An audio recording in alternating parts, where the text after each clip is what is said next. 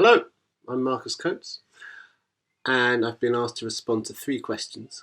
What's the best of times, the worst of times, and what I've learnt, what will I take from these times?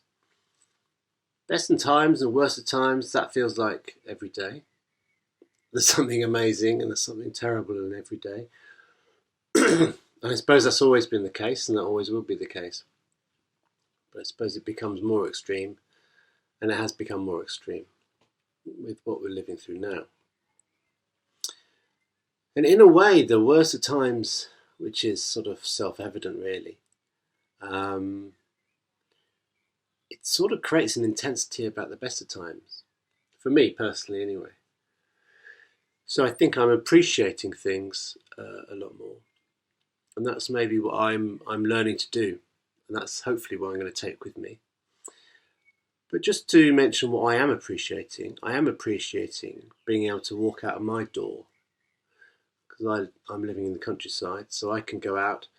The other day I thought about a place where I thought I might hear a cuckoo, the first one of the year. And so I walked, and it's a long way to this place. I walked there and I heard a cuckoo, and that felt like a pilgrimage. It felt like an amazing thing to be in the company of this animal that has arrived all the way from Africa. I've just walked, a few miles from my door, but this animal has come all the way from Africa, and it's demonstrating itself in a very clear and purposeful and powerful way. And yeah, I felt quite humbled being in the presence of that animal and what it was doing in its life and what it had to do. And also just that area of just the life, the spring, the amazing birds, the wood warblers singing, the kestrels hovering, there were adders there. There was a tree pipit doing its mating display. There were amazing butterflies like brimstones flying around, orange tips flying around.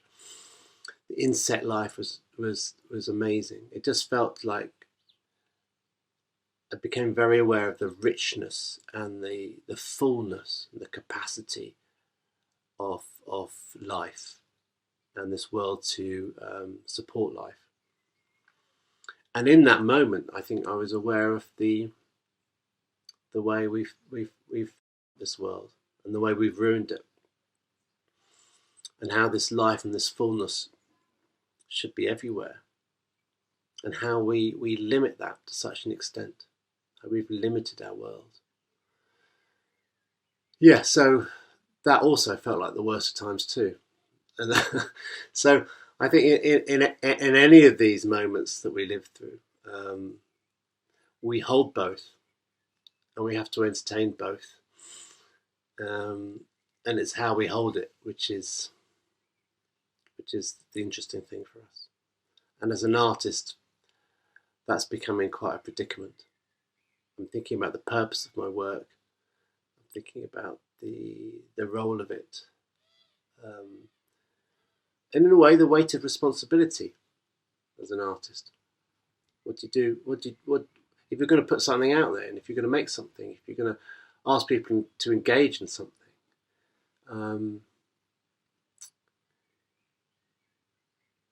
It feels like there needs to be a necessity to that. So yeah, I've always felt that to a certain extent, but I think I'm feeling it more now.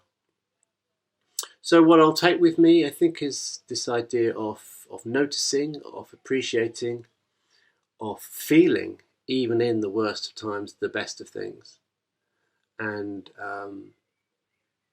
understanding that you have to try to hold both. Not simultaneously, but there is room for both. Thank you.